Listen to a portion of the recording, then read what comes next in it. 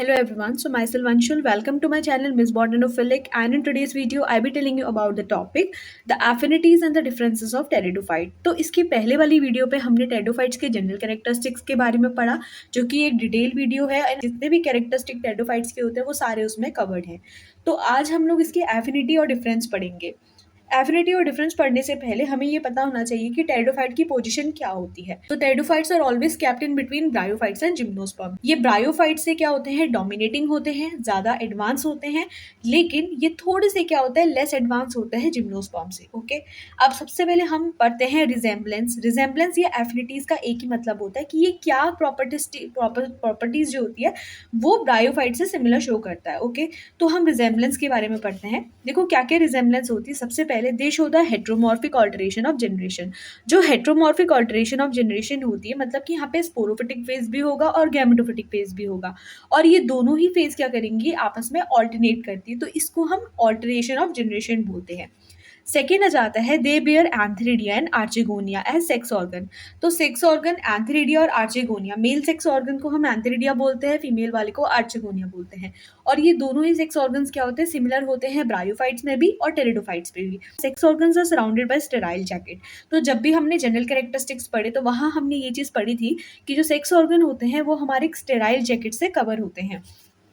Next we have female gametes are non-motile, whereas the male gametes are motile and flagellated. Okay, चाहे वो bryophyte के gamete हो या फिर वो टेरिडोफाइट्स के गैमीट हो, तो दोनों के गैमीट्स जो होते हैं, फीमेल्स तो नॉन मोटाइल होते हैं जो कि एग प्रोड्यूस करते हैं, लेकिन जो मेल गैमीट्स होते हैं वो हमारे मोटाइल होते हैं because they have the presence of the flagella. Then after this we have they require water for sexual reproduction. दोनों में ही सेक्शुअल रिप्रोडक्शन के लिए वाटर की रिक्वायरमेंट होती है। Then some pteridophytes are homosporous like bryophyte. For example, we have Lycopodium and Psilotum. तो यहाँ पे हम लोग टेरिडोफाइट्स की एफिनिटीज पढ़ रहे हैं with respect to bryophyte and gymnosperm. अभी हम लोग पढ़ रहे हैं विद रिस्पेक्ट टू ब्रायोफाइट। तो हम कुछ टेरिडोफाइट्स के एग्जांपल देंगे जो कि ब्रायोफाइट जैसे कैरेक्टरिस्टिक शो करता है। तो कुछ टेरिडोफाइट्स क्या होते हैं, वो हमारे होमोस्पोरस होते हैं, जैसे कि लाइकोपोडियम और साइलोटम।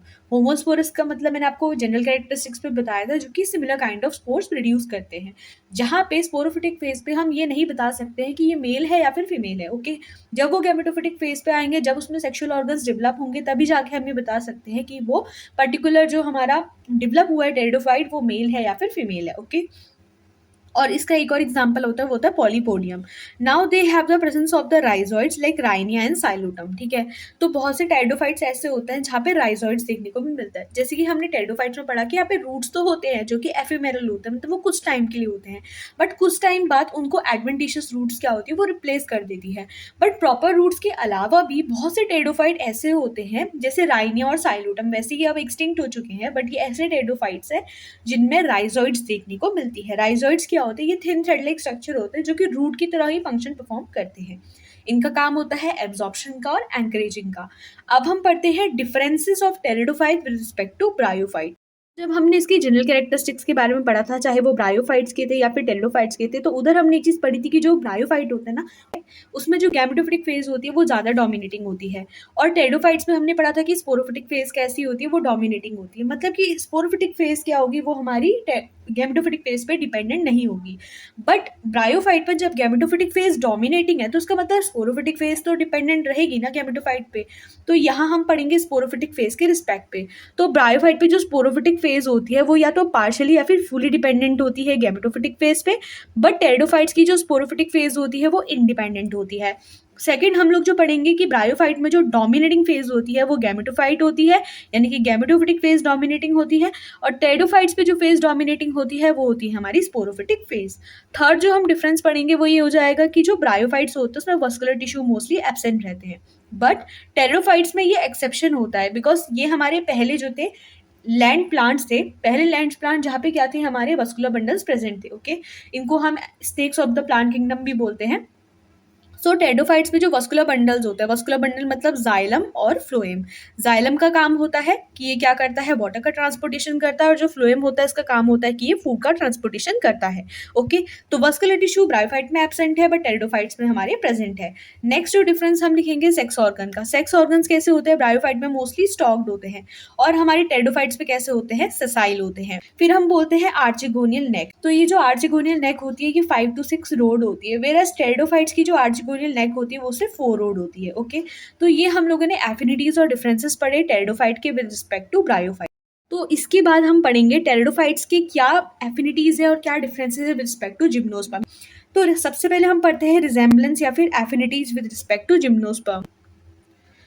सबसे पहली चीज आ जाती है the plant body is differentiate into this root stem and leaves. ठीक है, जो प्लांट बॉडी होती है वो डिफरेंशिएट होती है किसमें, रूट स्टेम्स और लीव्स में। देन नेक्स्ट आ जाता है कि दोनों की अगर हम बात करेंगे जिम्नोस्पर्म और टेरिडोफाइट्स में, दोनों में स्पोरोफिटिक बॉडी कैसी होती है, डोमिनेटिंग होती है। ठीक है, क्या होती है, दोनों में स्पोरोफिटिक बॉडी डोमिनेटिंग होती है। थर्ड पॉइंट जो हम यहाँ पे लेंगे वो हो जाता है कि यंग लीव जो होते हैं वो सर्सिनेट वेनेशन शो करते हैं। देखो सर्सिनेट वेनेशन ऐसा होता है, इस तरीके से कर्लिंग होती है ना, इसको हम सर्सिनेट वेनेशन बोलते हैं। ठीक है, तो जो यंग लीव्स होती है वो कर्ल्ड वेनेशन शो करते हैं, तो इसको हम बोलते हैं circinate vernation. Then next we have vascular system. जो वस्कुलर सिस्टम होता है वो कैसा होता है, दोनों में ही वेल डेवलप्ड होता है। Xylem without vessels and phloem without companion cells. मैंने आपको जब टेरिडोफाइट्स के जनरल कैरेक्टरिस्टिक्स बताए थे तो वहां हमने ये चीज पढ़ी थी कि जाइलम और फ्लोएम, जब भी हमें दो वर्ड यूज करते हैं जाइलम और फ्लोएम, तो दोनों में क्या चीजों का अंतर होता है कि xylem like vessels and phloem like companion cell. ये मैंने आपको बोला था कि ये स्टेटमेंट आपको रटनी है अच्छे से। तो जिम्नोस्पर्म पे भी यही चीज देखी जाती है कि जाइलम में वेसल्स एब्सेंट होती है और फ्लोएम में कंपेनियन सेल्स एब्सेंट होते हैं। Okay, next they both show alteration of generation. आपको ये word alteration of generation clear होना चाहिए। ऑल्टरेशन ऑफ जनरेशन मतलब क्या हो जाता है कि गैमेटोफिटिक और स्पोरोफिटिक फेज, दो फेज होंगी जो कि एक दूसरे से ऑल्टरनेट करेगी। यहाँ पे एक फेज डोमिनेटिंग होती है और जो हमारी रेसेसिव फेज होती है वो डोमिनेटिंग वाले पे डिपेंडेंट होती है। ओके, नेक्स्ट क्या आ जाता है, लाइक जिम्नोस्पर्म। जिम्नोस्पर्म की तरह क्या हो जाते हैं, कुछ हमारे ऐसे टेरिडोफाइट्स होते हैं जो कि हेट्रोस्पोरस कंडीशन शो करते हैं। ओके, हम टेरिडोफाइट्स पे हेट्रोस्पोरी पढ़ेंगे, स्पेशली सेलेजिनेला और मार्सिलिया की कंडीशन पे। और हेट्रोस्पोर भी होता है। हेट्रोस्पोर की जब हम बात करेंगे मतलब दो टाइप के स्पोर होते हैं, मेगास्पोर, माइक्रोस्पोर। मेगास्पोर जो होते हैं वो फीमेल गैमिट होते हैं, माइक्रोस्पोर मेल गैमिट होते हैं। दोनों में डिफरेंशिएट कैसे करते हैं कि जो माइक्रोस्पोर होता है उनका स्मॉल साइज होता है और जो मेगास्पोर होता है उनका लार्जर साइज होता है। ओके, फिर हम बात करते हैं एंथ्रोजॉइड। दोनों में ही जो एंथ्रोजॉइड होता है या फिर मेल गैमिट होता है वो सीलिएटेड होता है। ठीक है, सीलिया देखने को मिलती है। साइकस और गिंको कुछ ऐसे हमारे जिम्नोस्पर्म्स है जहाँ पे हमें क्या देखने को मिलता है, सीलिया देखने को मिलता है in case of antherozoid. We have the pteridophyte and the gymnosperm. देखो हमने एफिनिटीज पढ़ी, अब हम पढ़ेंगे कि क्या टेरिडोफाइट के डिफरेंसेस होते हैं जिम्नोस्पर्म को लेके। ये सबसे इंपॉर्टेंट पार्ट होता है इसका, क्योंकि इसमें ऑलमोस्ट 10 to 12 डिफरेंसेस हमारे टेरिडोफाइट और जिम्नोस्पर्म के बीच में बनते हैं, जो कि एक सेपरेट क्वेश्चन भी मोस्ट ऑफ द टाइम पूछा जाता है कि टेरिडोफाइट की क्या डिफरेंसेस है विद रिस्पेक्ट टू जिम्नोस्पर्म। ये एक बहुत सेपरेट क्वेश्चन बहुत बार एग्जाम में आया है एंड बहुत से डिफरेंसेस टेरिडोफाइट और जिम्नोस्पर्म के बीच में बनते हैं। तो मैंने सभी को जो है यहाँ पे एक तरीके से टेबुलर फॉर्म पे कंक्लूड करके लिखा है, तो आप ये सारे फॉर्म्स को याद कर सकते हो। जितने भी पॉइंट्स आप इन सबको दिमाग में रख सकते हो। बहुत से कॉम्पिटिटिव लेवल के क्वेश्चंस होते हैं जो कि इससे प्रिपेयर होते हैं। ओके, सबसे पहले क्या आ जाता है, जो टेरिडोफाइट्स होते हैं वो मोस्टली हमारे हर्ब्स या फिर श्रब्स होते हैं, बट जो जिम्नोस्पर्म होते हैं वो मोस्टली क्या होते हैं हमारे, वो ट्रीज होते हैं। सेकेंड जो पॉइंट आता है कि टेरिडोफाइट में मोस्टली हमारी एडवेंटिशियस रूट सिस्टम होती है। ओके, बट जिम्नोस्पर्म में कैसी होती है, यहाँ पे हमारी टैप रूट सिस्टम देखने को मिलती है। तो नो पोलन ट्यूब प्रेजेंट। देखो प्लस मतलब प्रेजेंट होता है, माइनस मतलब एब्सेंट होता है। ओके, अब यहाँ पे क्या आ जाता है कि टेरिडोफाइट्स में कोई भी पोलन ट्यूब प्रेजेंट नहीं रहती है, बट जिम्नोस्पर्म में मोस्ट ऑफ द टाइम क्या होता है, पोलन ट्यूब देखने को मिलती है।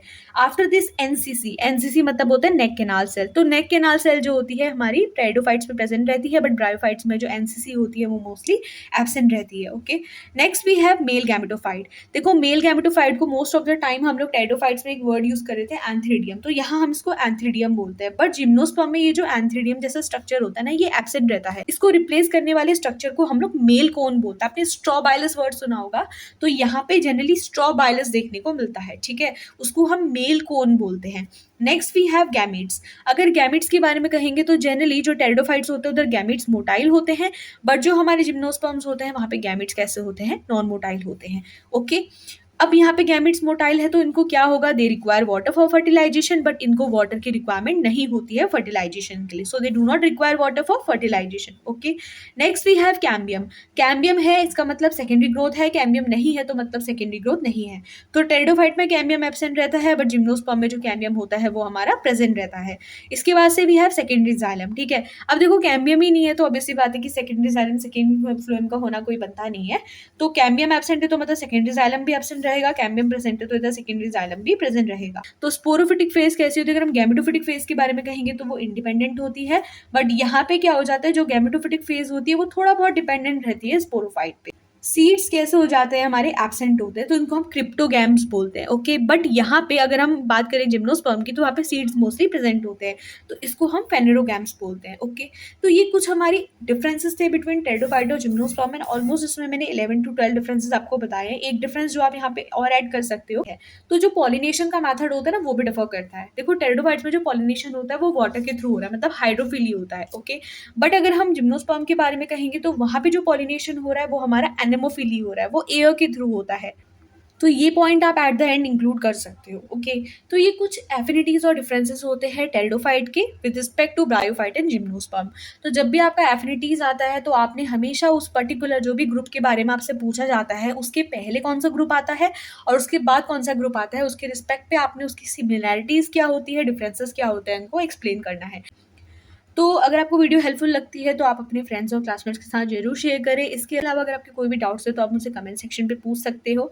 ओके, सो टेरिडोफाइट्स पे मैं और भी वीडियो ज़रूर अपलोड करूँगी, जिससे आप लोग को हेल्प मिले।